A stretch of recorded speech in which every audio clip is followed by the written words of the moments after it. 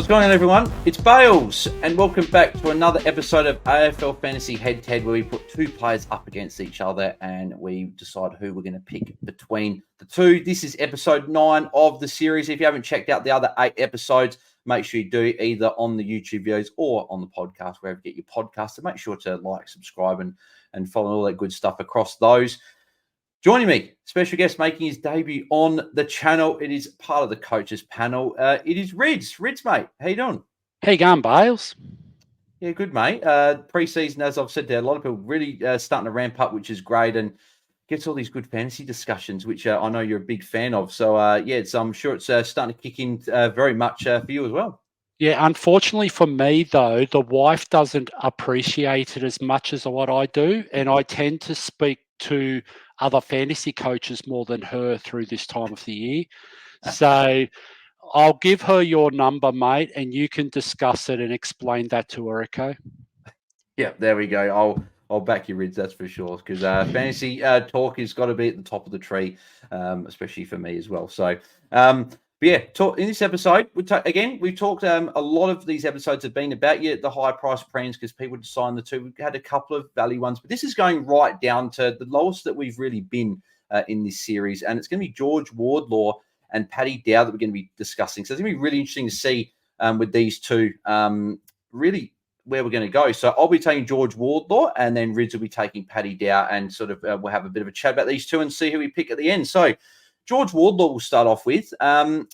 But obviously, first year last year, interrupted to start the year. Didn't play at all in the first 9 weeks, and was managed throughout his year and didn't really have too much high game time. But the thing that impressed me the most is his points per minute was very, very good. He was able to score when he was on the ground. So just referencing some of these scores here from some of the low time ground games. So he scored 82 in his first game against Sydney, and that really put him on the map. And he had 9 tackles, 16 touches, really impressive debut from him. He had a 97 against Gito West down at Blundstone Arena. I remember watching that game at a pub, and he was one of the best players on the ground. He really was, and really looked good. 22 touches, 9 tackles. Very, very good. Had this obviously bye, came back, played the Crows, got an 86, very strong numbers there as well. 22 disposals with 7 tackles. And he was a bit managed throughout the year, like the back end. Only played 2 games following that. Only ran 18 and 22. I can't exactly remember off the top of my head what the reason was. He could have been injury, could have been resting. I'm not exactly sure. But he looked really impressive. And a guy that with North Melbourne continuing to get better. They've got LDU at the top of the tree. Simpkins there as well. But I think Wardlaw's got to be, I think he's the next guy there. And with a full preseason under his belt, I think those time on ground stats are going to rise up. So, Rids, I'll throw to you now with Wardlaw. Is that, how do you see his second season going? Obviously, as we said, limited game time, was obviously injury interrupt at the start of the year and was managed and stuff. And can't remember if it was injury at the back end of the year as well. But how do you see Wardlaw's season going in 2024 with North Melbourne looking to take another step forward in their development? Well, David King's been down a training the last few weeks, has been tweeting quite a bit, and he's actually mentioned Wardlaw as being right in that midfield mix. He was a high draft pick. He was a beast as a junior, this kid. Really, he would have started in all our fantasy teams last year if he was actually fit for round 1. So, and you know what? It doesn't matter why he missed the end to last year. We should be thanking North Melbourne that they looked after him, because he is their next 15 years of future for mid, pretty much, as they go through. My only question marks about him is he's very contested. He's very, very heavy on the inside ball. I just would like to see, and maybe we will with another preseason, can he get more on the outside? Can he get some more of those transitional points that Jaden talks about quite often? That's the only thing. I would like to see a more even spread between the stoppage and the transitional points. And if he gets that, mate, he's popping. There's no doubt about it. It's a beautiful selection for this discussion. So That's my view on it. Yeah, it's going to be very interesting. Like we've obviously talked about, Matt Rowe's probably the one that a lot of people go back to that has been trying to add that outside element to his game. And obviously Wardlaw being in his first year, he is such a contested player. And if he can add that a little bit more of that element of that outside game and add some more marks, then that's going to, not only is he going to see that bump in time on ground, he's potentially going to see a bump if he can add the outside game. So that's going to be potentially two real positives, and that's what could really shoot him up sort of in value straight away to start the year. And I was talking with Calvin on one of the previous episodes, and using his scale of hardness, he was saying that North Melbourne have got a pretty decent run for the first 7-8 weeks. So a guy like Wardlaw, if he gets that bump, gets that a little bit more outside ball, then with a decent run, that could really set you off. Is that what you sort of see, Ridge? Do you think that Wardlaw can get off to a strong start and potentially add that extra element to his game? So I think when we're looking at players at this price bracket, okay, priced around that 55 to 60, we're looking for cash. We're looking for quick cash. We don't want to hold on to these guys. We want a Will Setterfield type. You know what I mean? Last year, he was priced at 610, which is around about 69 to start last year. But what he did was he got out of the guns really quickly. His first 6 games, he averaged 104 and made 211,000 in profit doing so. So they're the guys. And, you know, a very familiar name around the circle, DT Lemon, often references this in his conversations. Quick cash is the key for these guys. You want to get in there, make the cash, and get out of there as quick as possible. Yeah. No, it's a very good point. That is the key for some of these mid-price. I'm just having a look at like Wardlaw's marks here. So like he took 2 against Giants, 4 against Adelaide, 2 against Sydney, 1 against Essendon, 5 against Collingwood, 3 against Hawthorn, and they didn't take any marks against the Bulldogs. So I did notice in that, I remember that Giants game was the one that really stood out to me, that he kicked a couple of goals, but he didn't have the marks per se, but he did get involved in the outside. And we did obviously reference that as well. If he can add that to his game, that is another string to his bow that could really elevate him into that sort of 80 plus average that would be fantastic and make some quick cash. Where do you see Rids? It's obviously a bit hard to probably put an estimation of what he's going to average, but early pre-season, what do you sort of see Wardlaw? What are you projecting him to do before seeing any action from North Melbourne? So he's priced at 61 at the moment. So these types, I'd like to see 20, 25 value points in it. So around the 80, 85, I think he's going to fall a little bit short of that. So that's why I'm not as bullish as what others are in the community on Wardlaw types. I just don't see that quick cash generation. So I think he's around that 75 to 80, only because of the mouths to feed in North. You've got Simpkins, you've got LDU. I mean, you don't have Taron Thomas anymore anyways, but you're going to have, say, McKercher across half bar. You got Sheasel going into the midfield potentially. There's just so many mouths there. It's like, I just don't see, like, I like my rookies going into the second year being like not in such a strong, deep midfield to have the opportunity to get that 2025 bump in value of the compared to what they're priced at. So, and it's not far off it. So it only takes 1 or 2 scores here. If we're only looking at a 4, 5, 6 game stretch to make quick cash, it is only a 1, maybe a 2 with that 5 price cycle that we actually got in AF. It's crazy how much that can drive it.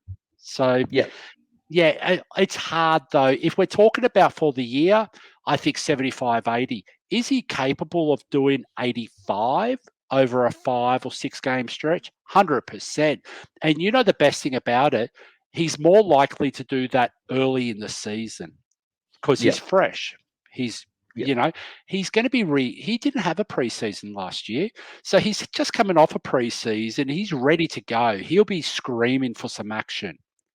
Yeah, exactly right. And if you can get, as you said, you can pop off those good scores early. That's what's really going to start the cash gen, as you referenced with Setterfield. He went bang to start, and that was what was so good about him having those quick price rises. So it's going to be very, very interesting to see how George Wardlaw goes. And I hear people like referencing like Clayton Oliver had that. It wasn't such a crowded midfield room coming into his second year, and then he went bang. And you'd like that from Wardlaw. But as you say, a few mouths to feed there might sort of limit that ceiling a bit. But if you get that good ceiling early, then that could be what makes him a good pick. Moving on to the other side of the head-to-head battle is a guy that's been traded from Carlton and moved clubs over to St Kilda. And we've had years of promise, Rids, of Paddy Dow. And is this going to be the year? Is this going to be the year? And it's sort of just year on year, we're just not sure when he's going to go bang. But is this the year that he does at a new team, St Kilda? So what are your thoughts on Paddy Dow, Rids, heading into 2024 at St Okay, Kilda? I believe Dow is absolutely primed to go pop. There's two reasons for that. He's come out of a very deep Carlton midfield mix. That's really deep. So Yeah, there is that possibility, okay, in years gone by, especially last year, where he was more fringe than first choice in those midfield rotations. He's then now gone to a club where really there's only two really prominent like midfield in that mix, and that's yeah, Steele and Crouch at this point in time. Like there might be someone else introduced, and often that happens with preseason, yeah. But right now he's priced at 56. Now I want to reference the opportunity factor. The last four games of last year, he went at 81.5 over the last four games. Now he's priced at 56. There's your 25 points, and he doesn't have to do anything different besides having opportunity and having those CBAs, that midfield role at the Saints that he's been promised pretty much to go there. He's going to be the third in line, and there's potential because of his attributes of being able to burst away from stoppage. He presents a lot more than what a Brad Crouch does. He may pass Brad Crouch really quickly early yeah, on, a la Will Setterfield, who I mentioned just recently. Same sort of makeup. Had that opportunity, a few injuries. He got it inside mid roll. It was only a burst of 6 games to make 200,000. Paddy Dow smells the same. He's absolutely reeks Setterfield to me.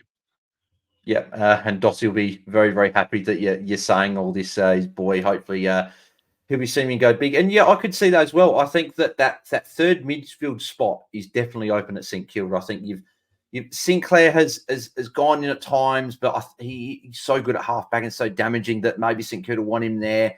Zach Jones has had plenty of like opportunity, but also just his injury as well. Just obviously always getting injured, and there's just some other, like Seb Ross is obviously getting on in age as well, getting to the back end of his career, and so they got Paddy Dow for a reason. So like I can only imagine that they're gonna put him in there, and I think it's a massive preseason watch, because if he shows something in the match sim and the preseason game, I think that priced at as cheap as he is, I think that he's a perfect M6, M5. If you're just going guns and sort of rookies with maybe one mid price, but then he could even go as M7's probably going a bit too deep just because of the rookies that we got, McKercher and Sanders. So probably M6 is the sweet spot for him. So is that where you're sort of seeing Dow, if you're going to select him, and even Wardlaw as well, is that M6 is sort of that the sweet spot if you're going to picking one of these two?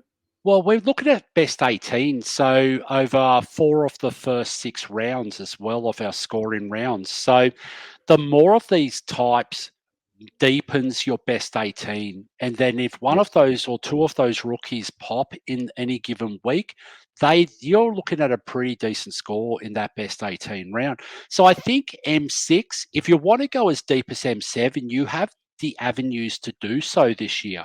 You think about the value across all the lines. There's no premium forward right now that's sitting there going, pick me, pick me, pick me right now. yeah, Okay, even we've all got question marks around Jackson McRae, the coach, Flanders, what's going to happen at Gold Coast. There's no one that's jumping off the page yet. Think about the yeah, backs. We got guys like Hayden Young who are touted as midfield. We've got yeah, rucks. When was the last time we had such awesome mm, value ruck premiums? And I'm yeah, thinking Gorn, Grundy. There's avenues to get Dow in at M7 if you want that point of difference in comparison to, like, say, a Jeremy Sharp from Fremantle. And it's not going to yeah, cost you a leg and an arm to get there. So there's a lot of scope, and it's going to be really around what's the structure that fits your early buy strategy. yeah, Whatever you go, whether you want to deem it, I'm going to start Williams or Walsh or Kitty Coleman or someone who's got that early buy, because you can't miss out on the value. And at the end of the day, that's viable too, yeah? Maybe someone's comfortable paying 94 for Walsh, but they want to pay 102 after 2 rounds, after the Yeah. first round where there's 2 price rises. That's very viable. Like, maybe it's a Kitty Coleman, and you know what? They might have a Curtin at. Maybe it is someone like a Dow at M7, or even a Wardlaw potentially. That's the guy who's covering for whoever is missing that round in your best 18. Because it doesn't matter. It's not like best 18 is, hey, I need 5 defenders and 4 forwards and 6 mids. It's just the best 18 across the park. Yeah. So And there's no rules about this. yeah, and that's what this opening round sort of it throws a curveball. And I initially didn't like the opening round, like just as a footy fan, I just want to see the start, have Richmond Carlton as the opening game, and then sort of kick into it. But as a fantasy coach, it adds an element, and sort of as we get closer, it's more exciting because we get to see these players in opening round. We get to have different strategies, and maybe, as you said, you can maybe go a little bit deeper in your midfield this year because, like the best 18, you maybe take advantage of that and have more midfielders. And if Paddy Dow goes 80 plus average and maybe even goes like an 85, 90 for the first 6 weeks, that's going to really sort of propel you up. If the other rookies are going at 60, you're gaining 30 points potentially there, and then you're dropping off the bad scores. So it is really, really interesting to see how this all goes. So, but the good thing is with these two, they don't have the opening round bye. They both play right through, which is really beneficial, especially for couple mid prices here where they can play through, hopefully get some good scores and go up in price. So just for reference as well, didn't say it before, Wardlaw is priced at 552k. Current ownership is 8.47. So a few people jumping on George Wardlaw to start the preseason, and then Patty Dow at 512k. It's a little bit cheaper there, is in 5.67% of teams. So a little bit lower, but potentially could have the more upside out of the two. So Ridge, the time has come to pick between the two of who would be going between Wardlaw and Dow. So, Ridge, if you had to pick one, who would you be picking in 2024? I'm picking Patty Dow, hands down. I did that on purpose too, Bales. See what I did there? Down. Yes. Yep, I did. I like that one. That's a very, very good one. I'm the same as well, I think. I think that there's less names in front of Dow to get that opportunity. Whereas, as you mentioned before, North Melbourne, you've got LDU and Simpkin at the top, but then you've got your Powers, your Phillips, your McKerches. If Sheasel goes in there, there's so many names for Wardlaw to compete with. Whereas Dow, as you said, Steele, and as you said, Crouch. Who knows? What if Dow gets off to a great start and usurps him and goes to the number 2 mid? But I think there's a realistic chance he's the number 3 mid. So I'm I him as just well. wanted to throw something at you, Bales, before I Yep. disappear. And I am going to disappear soon. So sorry, people, for rambling a lot. But I referenced Setterfield before with a 6-round. Why would I have done 6 rounds? Could you just think of the obvious reason why? Yeah, the opening buys last 6 rounds. You're right. So if you can find one of these types that can pop and earn you a quick 150, 200,000 that you can then utilize and go into a guy coming off their buys and not have the early buy problem anymore, it's a nice little way to play this game. Yeah, and that's we had that exact same discussion, me and Cal as well, with Matt Crouch and Josh Simpkin. If you can get these guys that don't have the Matt Crouch and Simpkin don't have the early buy either, they can make a quick even 100k and go up to 850, 900.